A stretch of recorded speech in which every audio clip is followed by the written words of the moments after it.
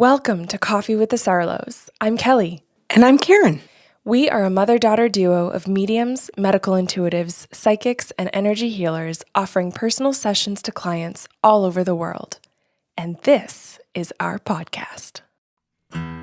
Coffee with the Sarlos is a platform to share the remarkable experiences of our clients and the messages that are channeled for them from the spirit world.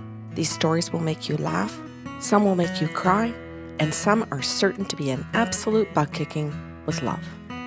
Our intent for this podcast is to gently and kindly challenge your beliefs, grow your empathy, and help you find pieces of your own self in each one of these individual stories. Before we jump into today's show, we have a few notes for our listeners. Karen and I have personal practices channeling for local and international clients. If the stories in these shows is something you'd like to experience, you can request your own personal session through our website, bysarlo.com. We also have gift certificates available if you wish to gift this experience to someone anywhere in the world. We have a second podcast series called Sips of Sanity. This series is your emotional and intuitive intelligence toolkit. We pick one topic every month and provide you with healthy tools for critical thinking and communication. This series airs the first week of every month. The first show is free and can be found on our website, your favorite podcast platform, or YouTube. The full series can be found on patreon.com/bysarlo. Patreon is our membership portal with a ton of monthly benefits for those of you seeking to grow your emotional and intuitive intelligence. Karen has a personal blog that explores the beauty and importance of intuitive gifts. There's a question and answer segment that addresses listeners' questions. As we mentioned, you can find the complete Sips of Sanity series here, along with handy habit trackers and great reflective questions to help you get the most from the shows. We provide you with guided journeys and music to enrich that experience, and we're running an emotionally intelligent, interactive book club. And for patrons in our top tier, each month we're putting your names into a draw for a free half-hour channeling session with Karen or myself. If you're interested in joining us, head over to patreon.com/bysarlo. Now, on to the show. Good morning, Kelly. How are you? I'm well, thank you. How are you? I'm good. Good. I'm all ready to provide you with another lovely story for December. Good. Bring it on. Okay. So I need the name of a male, please. Okay, so I've chosen Dabir. So the session actually doesn't start with Dabir. It starts because his mom and his sister called to book the appointment together. And we are doing the session over technology where we have video so that I can see them and they can see me. And after we get through the consent, they ask if they can record. That's consented to. And then mom says, our intention today is just to ask you what you get about Dabir. And I said, okay, are you telling me anything about him? Anything in particular? Do you want medical intuitive? And just as I say, do you want medical intuitive out loud to my humans, I hear in the spirit world, I'm Dabir and I'm dead. They're not looking for medical intuitive.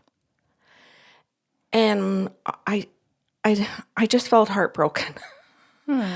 I just thought, oh, good Lord, this woman has lost her son. And this young woman, I'll say she's a child. She's around 12. She's lost her brother. So Dabir says to me, they want to know how I'm doing. They just want to hear anything, Karen. They're so open, so I'm going to have fun with it because they're not like just looking for proof. They're not trying to test you. They're just really here to see how I'm doing and what they can learn. Can we break this down already? Yeah. Okay, Yeah. I want to go back to a couple of things. The first one being you got interrupted by a spirit, Dabir, who said, no, this is their intent. So he actually did some of the work in clarifying what the clients in front of you wanted, which is really cool. But I'm saying that because it doesn't always happen that way. And because he said, no, I'm dead. They're not looking for medical intuitive, which do not always go together. Some people call for medical intuitive to find out what the hell happened to their loved one who passed, and as well, if they're doing okay. So medical intuitive can still go with medium about the person who has passed. And I want people to know and be open to that if you're still thinking about booking a session and going, oh, no, okay, oh, wait, yeah. Good? Yes. I also want to note, too, that even though you haven't said it, I know that there was a conversation about a 12-year-old being present. Oh, absolutely. So for anyone who's listening thinking, oh, great, my kids can sit in on the session. Nope. There's definitely a screening procedure that happens to talk about intent, to talk about maturity level, to talk about the potential kinds of messages that can come through. So the adult who is present is educated about what they are putting their child in front of so that you're not scarring them or walking in unknowingly. Thank you for doing all of that. Yeah. I'm going to keep going back. With the heartwarming story, yes. Yeah, and stay on track with the story. You have a fun job. And then you have the amazing job of educating people. Oh, thanks. And I love that. And you couldn't do it if you didn't have all the very same gifts as me and if they didn't work so very similar. True. Thank you. Because so many other people that are mediums or medical intuitives or any kind of intuitive listening to us might go, oh, God, hope nobody's listening to those two because it doesn't work the same way for me. And we know because we have clients who've seen other people and maybe they need to hold something Oh in my God, order. we've seen other people. Pardon me? We've seen other people. Yes. Yeah, perfect. Okay, so I'll get right back into the story again. So he begins by saying, I just want to say that I have my stuffed animal with me. And I'm not saying which one, but I'm saying I do have my stuffed animal with me and I snuggle with it. I love it. And so I started immediately and I told his mom and his sister that he was excited to burst through with this very first message. I didn't even have time to ask him anything. They didn't have time to say much. And he wanted to offer that. And the reaction was this. The daughter turned and looked at her mother. And the mom calmly turned and looked at her daughter. And they both smiled. There was a calmness. There was a peacefulness to them. Not so much that I mean that Dabir on the other side is delivering this all very calmly. He was excited. He was ecstatic to share it. The mom and the sister really, really presented this energy to me. And this is what I think is remarkable and worth sharing in today's story, is that they both look at each other peacefully, calmly, no rush, no ups and downs, just sure. So then mom says to me, Karen, I do want to validate. Am I supposed to validate? Like, should I tell you if that's right or wrong or why you're telling me that? And I said, if you would like to, you can, but you don't have to. But I certainly appreciate even if you just say that it is accurate, but you don't have to go into a big story if you don't want to. You can do what you want. And so she said, well, one moment. And she turned to her daughter and she said, would you like to share this? This is your session. And so her daughter turns to me and says, yes, I would like to share this with you. She makes her own decision. And she says, we put his stuffed animal in his casket just before we left for the funeral for his service that day. And she says, Mom and I and my dad made some decisions about what we wanted to do. And she says, I was included in the decisions as to how my brother was going to go on his journey into the other world and how we were going to celebrate that. And I was asked how I would like to contribute. So she says, so I went around and I looked at all his things and I put a bunch of stuff out on his bed. And I was told by the funeral director that I was allowed to pick certain things. It couldn't be this big. It couldn't be too many, and so on. And so she made this decision that she was going to give him his bear and that she was going to put this in the casket. So she made that choice and decided to share that with me. So I thanked her. So his sister says to me, I want to take a moment to tell you that this makes me feel very happy. She says that this makes me feel relieved. And she says, this makes me feel very sure. She says that I know that my brother knows on the other side what I did. She says, and that makes me feel confident. Like this. And she takes her time to say it. She's not rushed in how she speaks. It's not hurry up, go to the next thing. You can see where she's really sitting in each of the moments. And you can also see, Kelly, where her mom and her both are not rushing each other in what they feel, what they're processing, what they're saying. They're not in a race to speak. Everything is very measured and very cared for.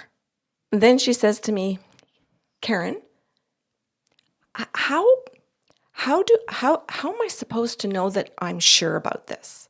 Right after all of that. She goes, because other people might the problem right question there. this. So she had her moment. Then the words other people came in and she lost her sureness. And I didn't say anything. And her mom, now remember, there's a whole way, there's a flow here of energy, right? So it's easy for me not to talk and to not feel stressed, right? Well, it sounds like she's got two good, solid mama bears handling Yeah. the energy so that she can handle her thoughts. Oh, I love that. So then her mom turns to her and says, the only person who needs to be sure is you. Other people will believe whatever they want. It will only be in your heart and in your mind where you can be sure because you choose to be. And being sure is a choice. Good job, Mom. No kidding. And I'm so grateful, Kelly, that the whole way that they set this up, the way that they chose where they sat, how they sat together, how it wasn't two separate chairs, but that they sat. I don't know what they were actually sitting on, but you could see that they could get close together or move apart, almost like a chaise lounge or a bed or something where there aren't partitions. You could see where they had obviously had some kind of conversation or spent time together, or perhaps alone, I don't know. But obviously there was some preparation in their mind and in their heart before they started the session, because that energy carried through. And I got to participate in that energy, pick it up, and make sure that I sat in the energy they created because they wanted that for their brother/son. And I think it was my job to make sure that I didn't fuck up that energy. Nice. That's how I saw that. So then we're going to go back to Dabir. And Dabir says to me, look, watch out, Karen. And I see a baseball come flying at my head, and I kind of like ducked, which is embarrassing a little bit. And they both laughed. And they said, what are you doing? And I was laughing, Kelly, because I literally covered my head with both of my hands in my chair. And they said, what are you doing? But not meanly. And I said, oh my God, Dabir threw a baseball at my head. And I said I was ducking. And the young girl says to me, what? I think it's so consistent and hilarious that you ducked instead of even like attempting to like block or catch. Because it's so true of you as a human. Yeah. And then like consistent with the other realm. That's very true. That's a good point. Because far be it from me to think that I should actually catch that ball. Yeah. So side note to listeners, I am not a baseball player. So I ducked and they laughed, and I'm explaining this to them that he threw this baseball. And I said, I don't know what that was all about. I said, but he just threw a baseball. And she says to me, meaning his sister, she says, well, I'm just going to tell you that was the other thing that I chose to put in his casket. I put his baseball in it. She says, I had his glove down and I had a bat, and I was trying to think about, do I put the jersey in? Do I put his pants? Do I put his running shoes? Do I put some smelly socks just to bug him because I'm his sister? And she says, I was trying to figure out, and I had the whole outfit laying on the bed. She says, and then I looked at the baseball and I thought, no, I'm just going to put the baseball in. I think that says everything about this. Maybe hence why neither of you had a glove either. Oh, that's good, Kelly. I'm liking this 12-year-old. Yeah, that's good. So then she says to me, okay, I'm understanding how you build on shore. That was quick. 2 messages. Yeah, pretty awesome, eh? And I think about some other clients that get like 30 or 40 in a session or 15, and it's a struggle that they're even close to shore. Mm-hmm. They're not even close. Yeah, and it's so interesting because, like, in one moment, it's like, nah, they don't have the wisdom of Dabir, and you can dismiss it. And then it's like, well, maybe they weren't where she is with her grief either. Yeah. And I can certainly appreciate, I'm sure, anyone in the thick of the grief wanting just one more thing. And maybe not even for proof, but it comes across that way. But it's actually, I don't want the conversation to end. Oh, I agree with you for all of those reasons. And I think of anybody that I love, and when they pass, that I would want all kinds of affirmations for the laughs, for the reasons that they make you cry, for the reasons that they make you sure, for the reasons that they're just talking to you, for everything you've said. Never mind being dead. I remember calling in my grief and anxiety being away at university and being like, just tell me one more thing that you did today. Just tell me one more thing you're going to do before you go to bed. Like, just please don't hang up this phone. Yeah. Because I don't want whatever separation is between us to be that much longer. Right. Yeah. I understand that. And I'm so glad that you do. I'm so glad. I hope everybody that has these gifts, that shares them with other people in the way that we do, knows all of those things. And if they're listening today to this particular show, it's a good reminder for them. Because, we know we need the reminders too, right? Mm-hmm. As you're plugging along each day, speaking to people. So then Dabir says to me, I want you to tell them that I sleep in my t-shirts every night. And I have different t-shirts, and that I always fall asleep in a shirt. And he says, and I also want my sister to know that I often end up falling asleep or going into her room and laying down beside her when she goes to bed at night. And she's not going to totally understand that because I don't have a body and that it's just pure energy. So like, you can tell her that I'm on the bed, but in reality, tell her this. Tell her I'm in the t-shirt.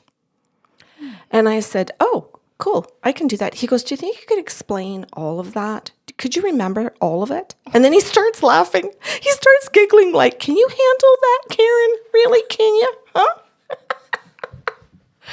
Because that's your job, right? This is too much for you.